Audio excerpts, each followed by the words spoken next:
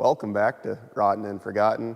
Today we're going to be working on these two Coleman mini bikes. I'm sure you've seen them around. You can buy them at your local Walmart for a couple $100 bills. Well, actually more than that nowadays. They're right around $500, which is ridiculous.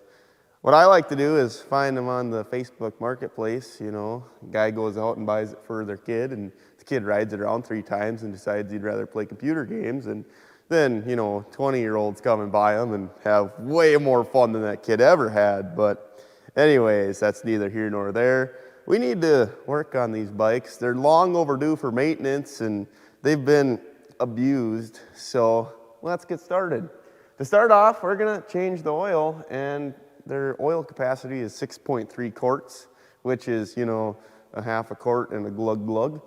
And the oil type is 10W30. These live off 1540 because it's cheap and available at my local shop.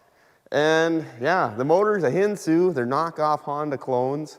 They're 6.5 horse, 4-stroke, and these little bikes have a top speed of 16 miles an hour, which is fast enough to get hurt. Anyways, let's get started. We're gonna need a 10mm socket, and we're gonna need a block to prop the bike up, and we'll drain out that oil.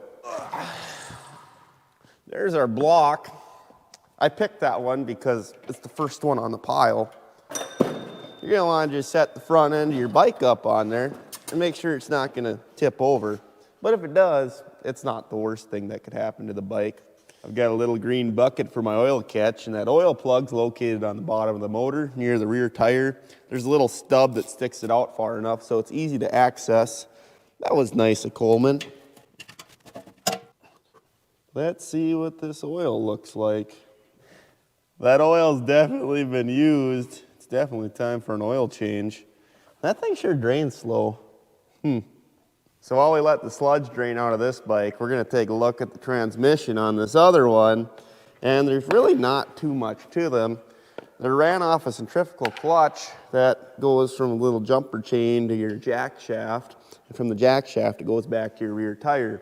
Now, there's supposed to be a little guard here on this back chain too. That one's not that important. Usually they rattle off within the first 5 miles, or they get deleted on because they just catch up with stuff and junk, and it's a little harder to do your maintenance on the chain.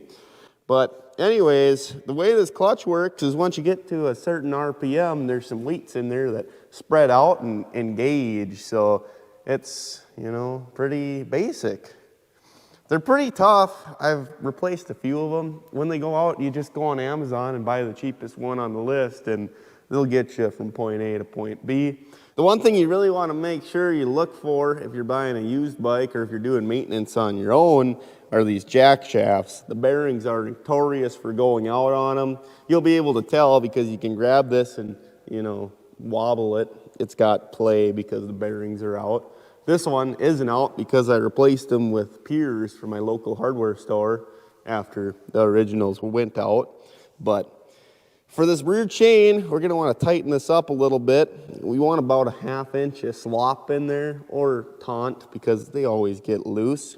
To do that, you just have to loosen up this rear bolt and adjust the tensioners. All I'm doing is loosening up that center bolt, and then I'm going to adjust the tensioners on each side. You want to make sure you move the tensioners equally to keep that tire aligned and keep that chain running straight and true. Once you get the tensioners where you want them, you just have to retighten that bolt and you're good to go. That's how you adjust your rear chain. Once you run out of tensioner, you might have to either put on a new chain or pull a chain link out, but we don't have to do that here, so we're good to go. Now that we got the chain adjusted, we're going to dump the oil on this engine and start adding new oil on the other bike. It doesn't go too bad. Just take your time and keep checking that dipstick. One thing to note, you want to make sure that engine is pretty level so you're not overfilling it. I just now realized I turned my mic off, so hopefully I did a good voiceover on, you know, adjusting the chain and tire and checking stuff and all that. But we're going to check out the air filter now.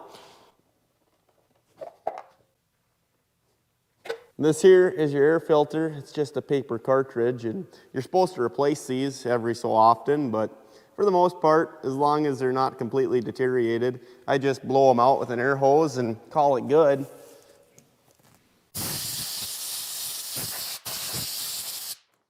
Yep, that should be good till next year, I think.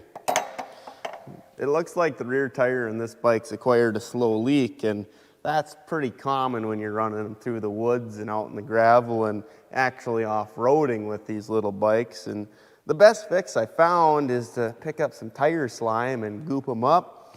This stuff works magic. I mean, it's definitely a lot easier than trying to replace the tire. And even if you do replace the tire, these rubber tires are thin and there's nothing to them, so you're gonna get another hole eventually.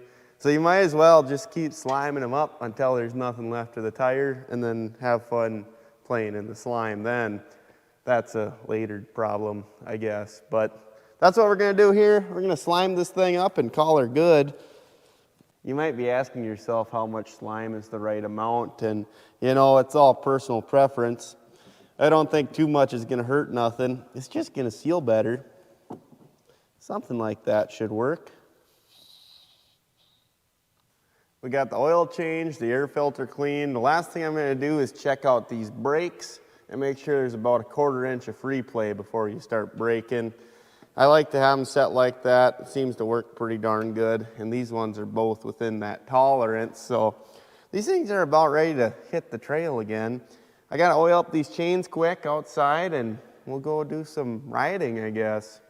All that's left to do is to oil up the chains. It's pretty simple. The main thing is to get the chain nice and oily. You don't want to get any oil inside your centrifugal clutch though, because those are all, you know, friction, and you don't want those to be spinning around extra free because then you won't have a clutch. But yeah, as simple as that. A little bit of oil goes a long ways. This one looks pretty darn good. We'll do the same thing on this bike.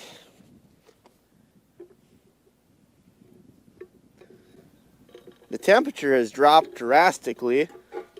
We were up in the 50s, now we're down to 20 again. It's a little chilly out, so full choke. Oh, 4 strokes are awesome. You only have to pull them over once. Wow. What a modern marvel.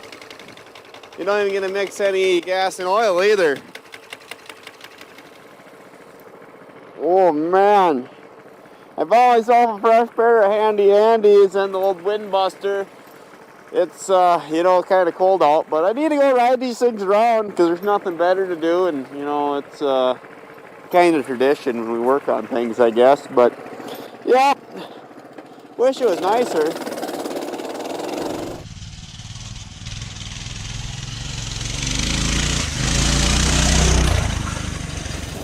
You know, a guy doesn't give these little machines enough credit for what they can do and for how simple they are.